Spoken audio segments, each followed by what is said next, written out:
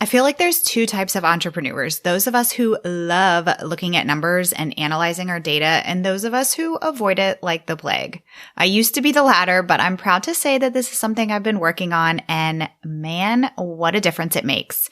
We have so much great information available to us as entrepreneurs that can give us the answers as to what to do next in our business, from our podcast data to social media numbers to email list data and more. And that's what I'm talking about in today's episode with my friend Allison. Allison is a metrics and data specialist who loves helping entrepreneurs use their numbers to make informed, data-driven decisions using spreadsheets and dashboards. She's a former teacher who has always loved spreadsheets and collecting data. Ultimately, she wants you to know that you don't have to be a numbers person to understand and use those numbers to guide your business. Allison recently worked with me to create this amazing podcast metrics spreadsheet and dashboard that's included in my new audio course, Podcast Like You Mean It. For those of us who really want to make our podcast a key player in our business, our podcast hosts just don't give us all the information that we need to track our growth and our ROI. And that's why we created a custom resource that allows you to track all kinds of podcast numbers and other important things in your business, like what you're promoting, your revenue for these things, and more, because we really should be looking at these things together, not separately. And if you're listening to this episode in real time, the week that it airs, doors are open to Podcasts Like You Mean It, but only for a few more days. They close on Sunday, March 26th. You can click the link in the show notes or in the episode description for this episode to get in while doors are still open. One of the bonuses is that when you join, you will get access to this bonus podcast metrics bundle that Allison and I created together. Inside of this episode, we talk all about what numbers can do for your podcast and for your business, why you should be tracking these things, and Allison shares how you can get into the routine of tracking numbers in your business. All right, let's go ahead and get to the episode. Your podcast is a powerful tool that serves your audience and your business. But how do you manage it all, bring in new listeners, and convert those listeners into customers? That's what this show is all about. Welcome to Podcasting for Educators. I'm Sarah Whitaker, classroom teacher turned podcast manager, and I'm here to help you get the most out of your show, all while making an impact on other educators. Allison, welcome to the podcast. Thanks so much for being here. Thank you for having me. I'm very excited. I am very excited as well. I said this in the intro, but Allison and I work together. She created this insane podcast metrics bundle for us that's in my new audio course, and it is just like next level for podcast tracking. I'll probably say this a million times in this interview, but I am not what you would consider a quote unquote numbers person.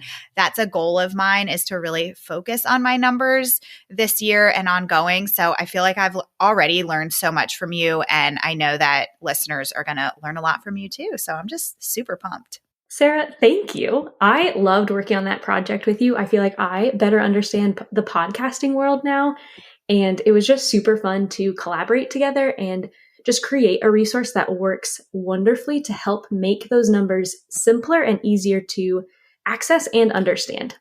Yeah, absolutely. Podcast numbers are tricky because it seems like we don't really get a lot of data from our podcast hosts, but if you know what to look for, we can create our own big spreadsheet like you did. So yeah, it's awesome. I hope that people who are listening are going to check that out because it is an amazing resource. And that's what we're going to be talking about today, our numbers, podcast data, like the importance of actually tracking these things for your podcast and for your business as a whole too. So let's start there. What can numbers do for our podcast and for our businesses? Yeah, numbers can do a lot. I think one of the biggest things they can do is they can just give your podcast and ultimately your business direction and clarity on how to move forward and just pursue growth. And I think really help you better understand, what does growth look like for your business and your podcast based on where you are right now. Kind of as you were talking earlier, you do get not many pieces of data, but those pieces of data are super helpful and just give you a lot of really good pieces of information to let you know what's going well and Like, what are some new strategies or things you could try to tweak to kind of see what happens in your podcast and your business? Yeah, absolutely. I think so many times we try and keep like so much up in our brain of how things are going, but it's amazing when you actually intentionally track these things and like get it down on paper or Google spreadsheet of some sort and really see like what your results are from podcast episodes or launches that you've done and really help you make those data-driven decisions. So this is kind of along the same lines, but why should we track our metrics? I think one of the biggest reasons is what you just said. It gives you those data points to be able to make informed decisions and not just feel like you're going with your gut or like just guessing, right? Like, I don't really know. Let's try this. Because that can be exhausting. Yeah. And scary. Oh, terrifying. And then when things don't go well, I think it can also feel like I don't know what to do anymore, of like, I've tried all the things I can think about. But tracking metrics is really just the way to help bring data back into, like, give it the forefront of for your podcast and your business. And I think we're both former teachers. Like, we use data all the time in the classroom, right? Like, you don't just launch into a new unit or a new concept or a new skill or move on without regularly like taking some data points from your students. And I think we sometimes forget to take that same mindset and aspect and put it into our podcasts and our businesses. Yes, that is such a good point. And it's so true. Like all the assessments that we did as teachers, I know there's a lot of current and former teachers listening. All those meetings that we had to do, those CLTs where we sat down and looked at the data. And that's really what we should be doing in our business too. And I need to be doing more of that. I'm sure many of you can relate. Oh, same. It's so easy for it to just kind of like get thrown onto the back burner of like, oh, I'll look at the numbers later or whatever. And then you get halfway through the year or through a full course of the calendar year and realize I have nothing. Mm-hmm. Yeah. Yep. It's terrifying. And I've found too, like as I have become a little bit more intentional with numbers, it's helped me realize like how much I have grown over the years. Mm-hmm. I feel like when you are in the day-to-day, you're in the thick of it, it's easy to kind of go down this rabbit hole of like, oh, I'm not like exactly where I want to be. But if you have those numbers to look at, oh, well, this is where I was a year ago or 2 years ago, and look at where I am now. I feel like it can really help you celebrate all of the things that you've accomplished. Totally. Yes. So if somebody is, maybe they're feeling like I am, where they really want to be a little bit more intentional about tracking their numbers in their podcast, let's say, how would they even get started on doing that? That's a great question. I think a big first part of getting started is really just kind of sitting down with your brain and your like mental thoughts of how do you see your numbers, and like when you hear the word numbers or metrics, what comes to mind, and really just kind of flipping the script in your head of reminding yourself that your numbers are here to help you. Like they're not out to get you. They have such valuable information, and like seeing them as a valuable asset to your business instead of just this like scary thing that you want to kind of hide off to the side. Sarah, you have some great podcasts that you've done previously on just talking about the different numbers that you can look at for your podcast, and they're incredible. So even just starting there to figure out like what should you even be tracking. And I think something that I would also suggest as a tip is starting small. Like don't try to go from 0 to 100 in like a day. It's not feasible. And as we want to strive for consistency with tracking data, because that consistent being able to see what your numbers look like month after month, week after week is really where the power can come in to making those informed decisions. Starting small and then kind of continually adding things in as you start to kind of get a grasp on things is super helpful. Yeah, like Allison mentioned, I have done previous episodes about specific numbers to track related to your podcast. So I'll link all of those in the show notes. I'd love to know, if you don't mind, like what are some, in terms of your business, like what are some big numbers that you recommend that people track there ongoing?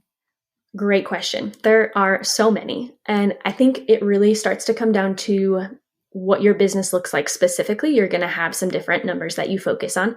But a great one that applies for every business owner is really just looking at your income and expenses.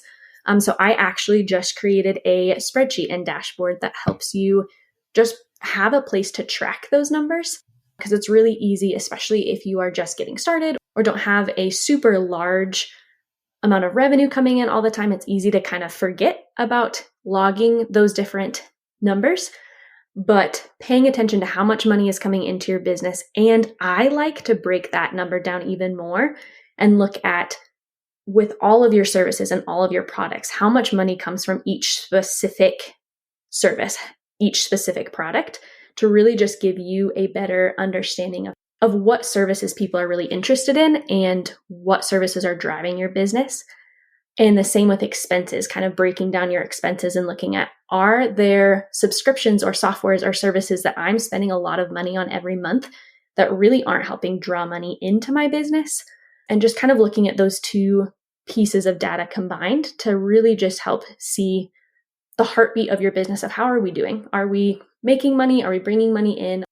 Apart from income and expense numbers and data points, another great place to look is just your TPT store. How many views is your TPT store getting? How many people are kind of showing up in a general course of time? How many sales are you making on your TPT store? And there's actually a way within your Teachers Pay Teachers seller account to create custom links that you can, if you're promoting a certain product on a podcast episode or on a blog post or in an email list, you can create super specific links that let you know how much traffic is coming from that source. I love helping business owners find ways to track their traffic source and just figure out where are people coming from, because that just helps you know, where should I continue to promote my TPT products? Where should I continue to promote my podcast? If nobody is coming from Instagram, let me switch up my tactics, because it's not where I'm going to get the most bang for my buck. Yes. Now, you mentioned a dashboard. Can we talk a little bit about what is your process like? What does that look like? What tools do you use to track data monthly? And what is a dashboard? Because I know there's got to be, I didn't know what a dashboard was before I met you. So I know there's got to be some other people out there who also do not know. I'm sure some people are being dashboard, in my car, right. What are we talking about? Don't worry, it's not that. That would be weird. So strange. Let me go analyze my data in my car dashboard. Although I will say, one of my favorite places to be, I don't know what it is. I've heard somebody else talk about this, so I know that this is a thing. If you're out running errands or dropping your kid off at school, just taking a few minutes in your car, in your garage, it's just the ultimate peaceful place. So, hey, maybe sitting in your garage in your car is a good place to track your numbers. I'm just saying. I love that. Or that could be your reminder, right? Every time you get in the car and stare at your dashboard, say, numbers. Gotta track my numbers. Got to start somewhere. Okay, yes. So what does this practically look like? What tools can you use? All that good stuff. So when I think about tracking and analyzing numbers, I kind of break it down into some different steps, right? You want to first kind of figure out, what do you want to be tracking? What numbers do you want to pay attention to? Is that going to be your sales from TPT? Is that going to be your podcast download numbers? The number of email subscribers, the number of clicks from emails, all that good stuff. And if you're not quite sure where to start with that, I just love starting by asking questions. When Sarah and I were working together to build that tracker and dashboard bundle for the podcast, we really just started by asking questions okay, Sarah, what numbers, what helps you figure out if your podcast is growing? What else do we want to pay attention to? How do we know if an episode is doing well, if the content is resonating with the audience? And those questions really just helped us uncover data points and metrics that we might not have originally thought of including. Yes. I love that you did that, because I've never approached looking at data that way before.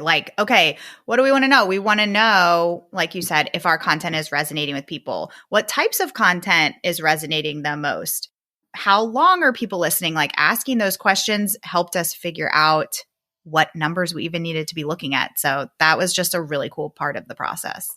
And I think it just helped create a product that was so well-rounded, where it's not just looking at your download numbers, but it was kind of interlaying them with some other details and data points to kind of figure out like, okay, cool, this episode had a lot of download numbers, like why? Yeah. To really just help dig into that.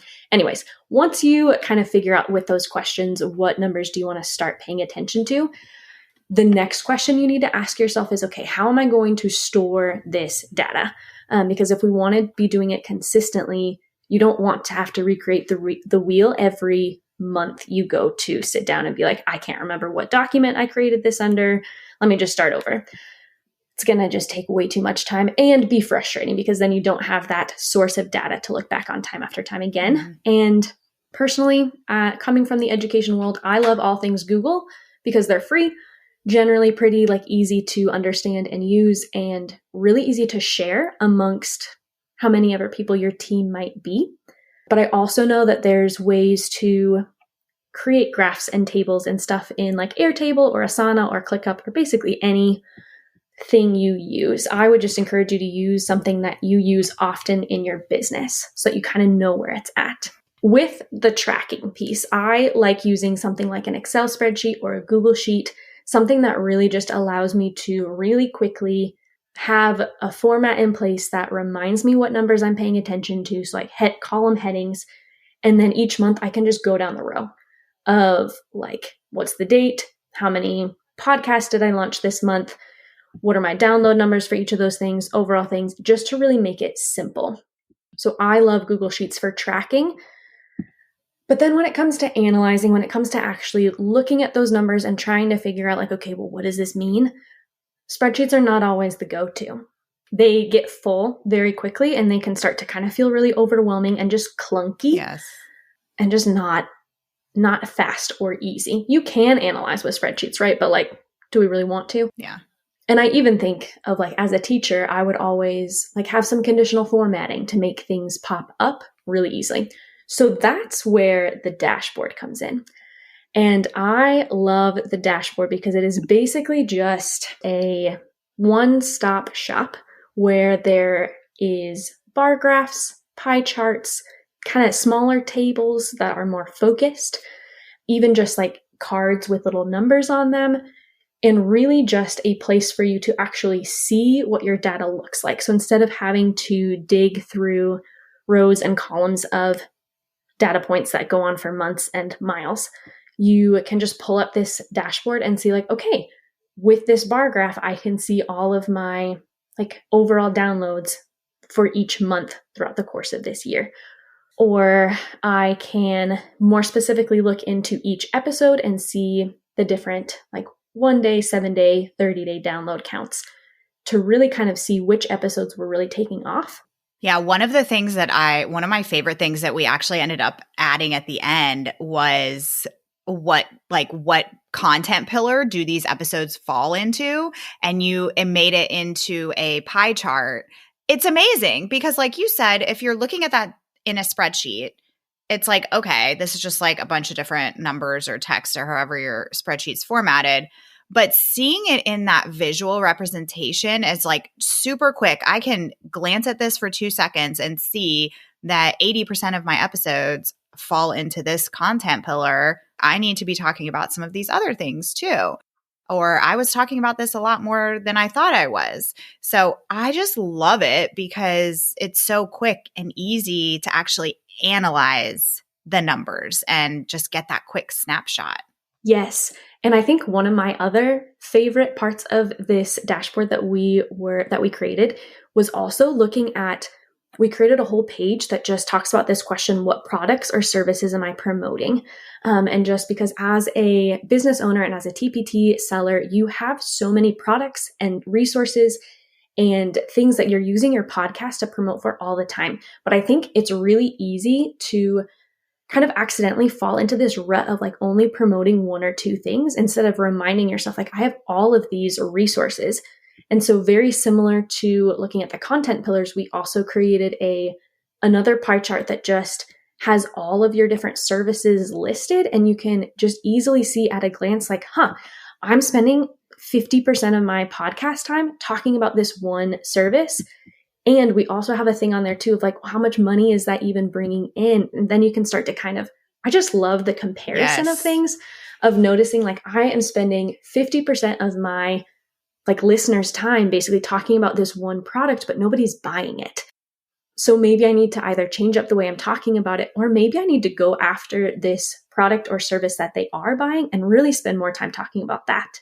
Yes. And that's something that you're just not, that's information that you're just not going to get from just looking inside of your podcast host or even just tracking your sales separately. Like when you can, because the whole goal of this was to really connect your podcast to your business and really make it all encompassing so that you can see, okay, if I'm really promoting these things on my podcast and in my email list and on social media, then I can really look at how my sales are increasing as a whole. And it just came together in such a cool way. And it's just, I mean, I've never seen anything like it. And I feel like it just gives you such better information about what you should be spending your time on and what people are really resonating with and what they're buying. Totally. It helps you really make those informed decisions. And I think the beautiful thing is it requires no extra work on your end of things. Like all you need to be doing is consistently tracking that data, which is the goal of us as business owners of what we're doing anyways. And then you can just kind of open up that dashboard when you sit down to analyze. The other thing I love about this dashboard building studio is like it's so interactive. You can change the date range to look at a specific month, to look at a quarter, to look at this entire year, last year, depending on how much data you have, all that good stuff. Or you can even choose a specific product or service and just look at like all the data points for just that product or just that service, or combine the two things and be like, okay, I know, or at least I think I really focused on this product or service during these 2 months of time. Like, let me see how I actually did and if it converted the way that I was hoping it would. So it's so exciting. It is so exciting. And I don't know if we mentioned this, but for anybody who's not, the dashboard that Allison's talking about is called Looker Studio. And it used to be called Google Data Studio, which I think makes more sense because it is a Google tool. Right. But for some reason, they just got rid of Google. Yeah. So, But it links to your spreadsheet where you're actually like inputting these numbers. So every time you input these numbers on your spreadsheet, it automatically updates on the dashboard, which is so cool. It's just so fun. Yeah. It is. It is. Now, to do all of this, to track all of these things and really be intentional with these numbers, do you feel like you have to be a numbers person in order to keep up with all of this? That is my favorite question. No, you don't. Like, absolutely not. A passion of mine is just really helping people understand and realize that you don't have to have a super mathy degree. You don't have to love numbers. Like, math could have been your least favorite thing ever. And you can still realize that you are still more than capable of not only tracking, but also analyzing. I think analyzing is sometimes the scary, but I don't know numbers. I didn't go to math for stats. Like, I didn't either. Yeah. Still like elementary teacher over here. Do not understand probability or statistics at all. But I think it's just really encouraging of like our brain is almost hardwired to notice patterns. And when you are consistently like taking those few seconds to just track numbers, which is literally basically just copying and pasting, right? Like pull up your host platform, type in the numbers, and then pulling up the dashboard, which just visualizes those number points for you. All you get to do is look back and say, this bar is taller than the rest of them. Like, let's figure out why. Yeah. So as long as you are curious about your business and wanting to make those informed decisions, you can do this. 100%. And I think my best tip is put it on your calendar. That's what I have to do. Like last week of the month or first week of a new month, look at last month's data, but put it, for me, that's actually writing it. Like I use kind of a mix of digital and paper, but I have to put it on my paper planner because those are the things, if it goes in my paper planner, it's getting done because I need to physically be able to cross it off in order for me to be content. I love that you are also a mix of the digital and paper. Yes. There's just something, it's not quite the same as like a checkbox online. It's not. I need that line, cross it off. I feel so accomplished. I am that person who will, if I did something that wasn't on my to-do list, I will put it on my to-do list so that I can cross it off. Yeah. 100% right there with you. Yes. Multiple things a day. Like, I already did this today. Even little things like get dressed. Check. Made coffee. Check. Drank coffee. Killing it. Two different things. Killing it. But with that, I even encourage people to split up the tracking and analysis parts of it. Like make that two different things. Oh, yeah. Then like it just feels more bite-sized. If you're trying to like ease into things, take 5 minutes to track things, take 10 minutes to analyze another day. Yes. Awesome. Such good advice.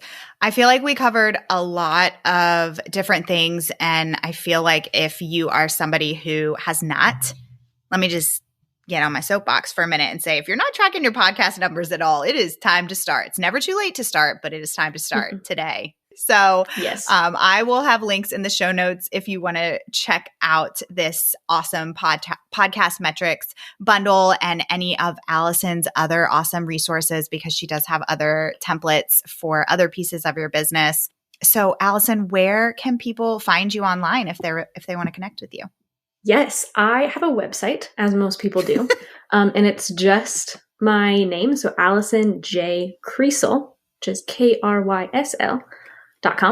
Super straightforward. But then I also live on Instagram at hello_Allison Krysl, and it's a fun place to be. I would love to just connect with you there and talk more about all the numbers. I do love them. Yes. Awesome. Yeah. You're so much fun to follow. So I will put all of those links in the show notes for everybody. And Allison, thank you so much. I really appreciate you being here. Thank you for having me. Thanks so much for listening to today's episode. To keep this conversation going, connect with me on Instagram at Podcasting for Educators. I'm always looking for an excuse to talk about podcasting. If you're looking for support in launching, managing, or growing your podcast, check out my online course, the Podcasting for Educators Prep School, at podcastingforeducators.com/prep school. I'll see you here next time.